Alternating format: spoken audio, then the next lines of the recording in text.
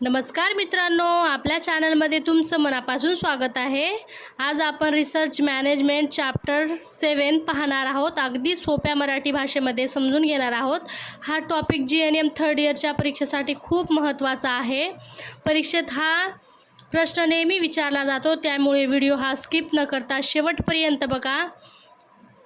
हा प्रश्न एक्झाममध्ये येतो 5 मार्कासाठी, प्रशिक्षण ट्रेनिंग। तर त्याची व्याख्या पाहूया आपण। त्याच्यामध्ये आपण त्याची व्याख्या, आवश्यकता, प्रकार आणि सेवापूर्व प्रशिक्षण पाहणार आहोत। व्याख्यामध्ये काय सांगितलंय? प्रशिक्षण पूर्ण केल्यानंतर रुग्णालयात अगर समाजामध्ये म्हणजेच त्यांच्या कार्यक्षेत्रात योग्य पद्धतीने व समर्थपणे कार्य करता यावे म्हणून दिले जाणारे शास्त्रोक्त तांत्रिक दृष्टीने योग्य प्रकारचे आणि कामामध्ये कला व कौशल्य प्राप्त करून देण्यासाठी दिले जाणारा सखोल ज्ञान म्हणजेच प्रशिक्षण। प्रशिक्षण म्हणजे कोणत्याही गोष्टीबद्दल नसलेली माहिती जाणून घेणे व त्याबद्दल माहिती गोळा करणे, यालाच काय प्रशिक्षण म्हणतात। तर त्याची आवश्यकता काय आहे पाहूया आपण प्रशिक्षणाची। शास्त्रोक्त ज्ञान मिळवण्यासाठी, तांत्रिक ज्ञान मिळवण्यासाठी कराव्या लागणाऱ्या कामाची प्रात्यक्षिक पाहावयास मिळवतात। कराव्या लागणाऱ्या कामाचा अनुभव मिळावा म्हणून, कराव्या लागणाऱ्या कामामध्ये कला व कौशल्य प्राप्त व्हावे म्हणून, मनोवृत्ती बदल घडून यावा म्हणून। 7वा आहे काम करण्याची पद्धती समजाव्या म्हणून। 8वा आहे साधन सामुग्रीचा व साहित्याचा वापर योग्य रीतीने करता यावा म्हणून। साधन सामुग्री व साहित्यासाठी पर्यायी व्यवस्था समजावी व करता यावी म्हणून। 10वा आहे प्रशिक्षणानंतर दुसऱ्यांना शिक्षण देता येण्यासाठी। तर अशी आहे त्याची आवश्यकता। आपण त्याचे उद्दिष्टे, तत्त्वे पण पाहणार आहोत। तुमच्यासाठी मी ते शॉर्टमध्ये आणलं आहे। तर चला आपण ते शॉर्टमधील नोट्स बघूया। तर शॉर्टमध्ये त्याचं व्याख्या पण आहे त्याच्या। तर व्याख्यामध्ये पाहूया प्रशिक्षणाची व्याख्या। एखादे काम योग्य पद्धतीने करण्यासाठी व्यक्तीला दिले जाणारे शिक्षण, ज्ञान व कौशल्य याला काय म्हणतात? प्रशिक्षण म्हणतात। म्हणजे एखादे काम योग्य पद्धतीने करण्यासाठी व्यक्तीला शिक्षण, म्हणजेच आपण जीएनएम एक चांगली नर्स भविष्यात होण्यासाठी त्याचा कोर्स करत आहोत, त्याचा ज्ञान घेत आहोत, आपण त्याचं कौशल्य प्राप्त करत आहोत, यालाच काय म्हणतात? प्रशिक्षण। जीएनएम कशासाठी करत आहे आपण? चांगलं नर्स बनण्यासाठी फ्युचरमध्ये, त्यालाच काय म्हणतात? मग आपण जे घेत आहोत त्याला प्रशिक्षण म्हणतात। त्याचे उद्दिष्ट पाहूया आपण। कर्मचाऱ्याचे ज्ञान वाढवणे, नवीन कौशल्य शिकवणे, कामातील चुका कमी करणे, कार्यक्षमता वाढवणे, आत्मविश्वास वाढवणे। शिक्षणाचे उद्दिष्ट 5 आहेत।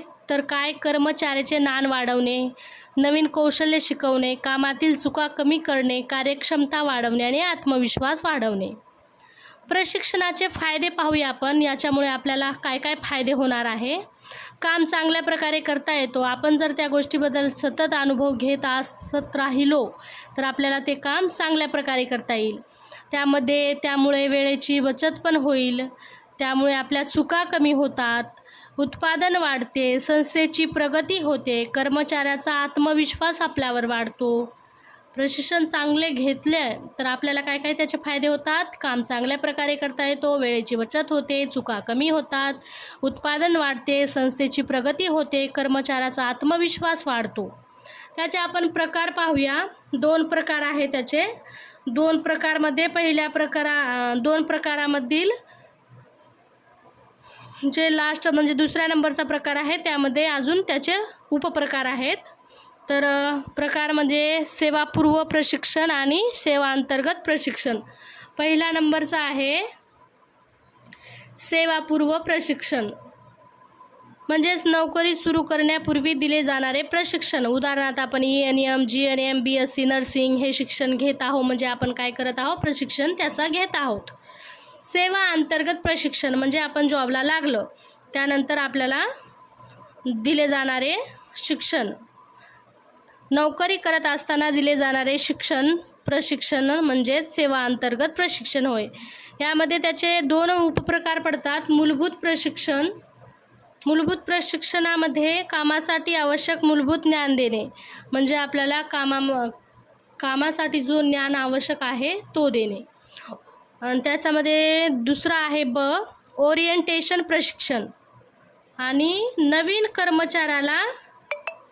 कर्मचाऱ्याला संस्थेची ओळख करून देणे. आणि तिसरा पण प्रशिक्षण आहे याच्यामध्ये, तिसरं प्रशिक्षण आहे निरंतर प्रशिक्षण, ज्ञान व कौशल्य वाढवण्यासाठी दिले जाणारे प्रशिक्षण. तर चला मित्रांनो, व्हिडिओ जर आवडला असेल तर व्हिडिओला लाईक करा, शेअर करा, कमेंट करायला विसरू नका. तुमच्यासाठी मी खास करून ही शॉर्टमध्ये नोट्स घेऊन येत आहे, कारण की तुम्हाला एक्झाममध्ये लिहिण्यासाठी खूप सोपे पॉईंट भेटतील. असे पुस्तकामध्ये सोपे पॉईंट नाहीत, हे तुमच्यासाठी मी काढून आणले आहे. त्याच्यामुळे तुम्ही चांगल्या प्रकारे याचे मार्क मिळवू शकता. चला तर भेटूया आपण नेक्स्ट व्हिडिओमध्ये. बाय.